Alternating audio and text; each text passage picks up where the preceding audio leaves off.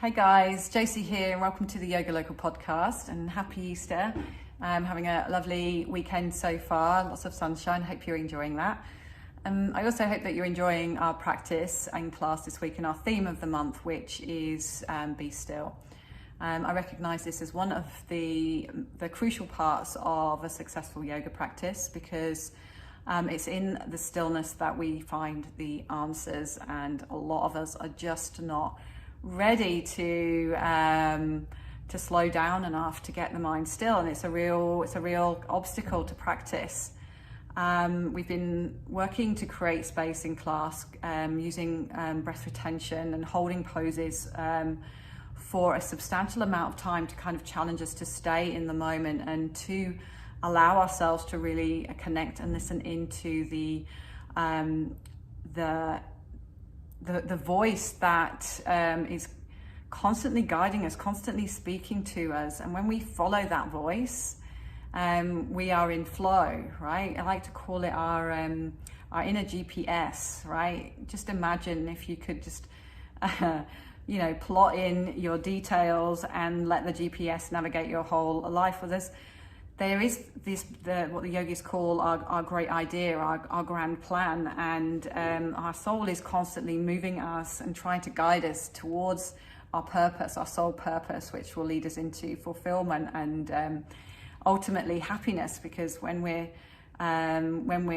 being who we're meant to be, doing the things that we love, living and serving with a great deal of purpose, that's when we're at our most brightest. But the trouble is, life experiences, memories have all kind of built up into our experience and become these massive obstacles to us connecting to our true voice. We've started to doubt ourselves, doubt that voice, and we get to a certain point where we're not really we've not created that environment where we can actually tune in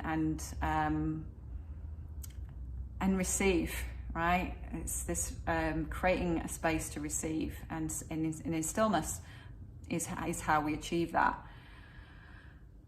So what I've noticed in class is, one of the biggest obstacles is patience, and recognizing that these obstacles, they build up over time, and they're going to take time. It's going to take time to bring down the walls, and we kind of need to start to work with an element of respect and humility and patience, and understand that we can't get a fast pass ticket to enlightenment, to awareness, to our goals. There's some work to be done, and that's okay. And when we can start to recognize that, in time, with discipline, showing up on a daily basis, applying patience, we will start to move closer to where we need to be. If we start to add on resistance, if we start to get frustrated, if we start, throwing in the towel, huffing and puffing, overexerting, overworking, we start to deplete what the yogis call Oshas, which is our inner nourishment. Practice should be building our capacity for more. The more Oshas we have, the more capacity we have to build prana. The more prana we have, the more life force we have.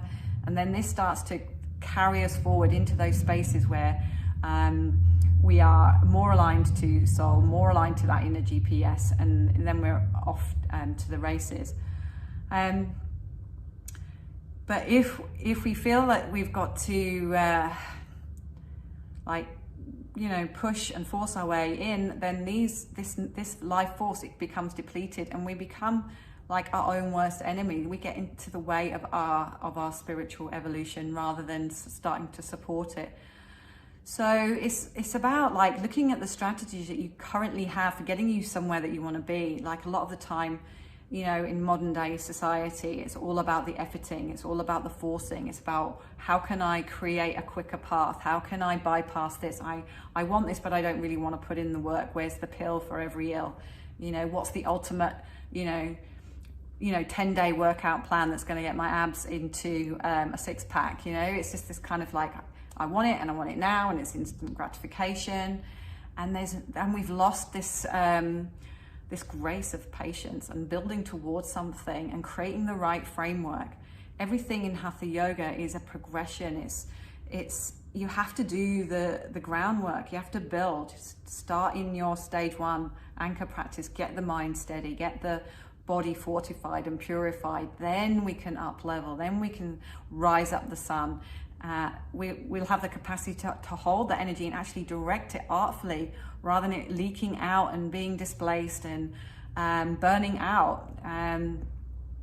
So like, it has a place, it has a real place, and we're just losing our capacity for patience and following a pathway to move us in the direction that we want to be. So next week, we're all going to be about patience.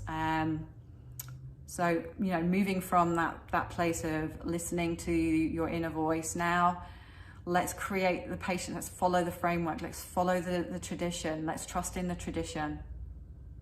Let's not use all our energy or use up all our energy. Let's not bring too much intensity and end up in a place where we're moving backwards rather than forwards.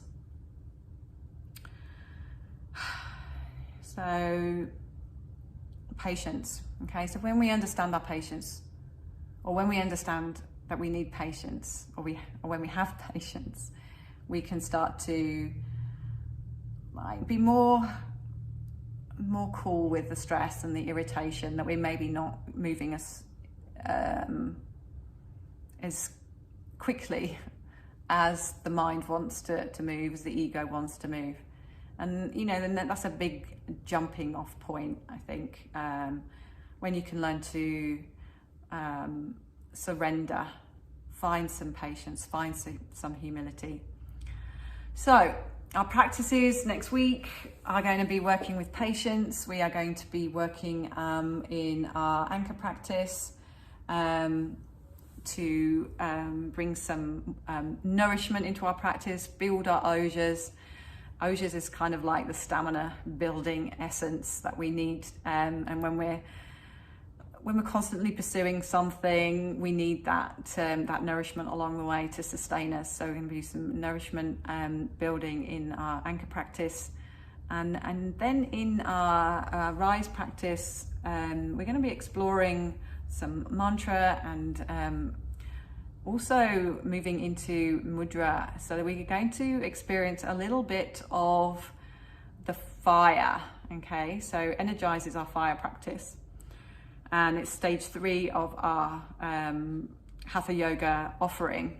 It's the final stage, and we just wanted to give you a little bit of a hint, a little bit of an insight into the fire. So when we've got a little bit of a glimpse of where we're going, where we're heading, it can really help to give us that motivation to dig in, to maintain that level of patience, to not be so grasping on an outcome, to let go a little bit and let the experience unfold as you put in the practice. So hopefully you're going to love being still by the end of the month. Please let me know if being still is a problem for you, how you're finding practice, what you're experiencing. It really helps to share your experiences, because everyone learns from each other. So use the comments to share your experiences, and yeah, just have a chat. So I'm going to leave you to your Easter eggs. Don't eat too many, and I'll see you next week. Bye for now.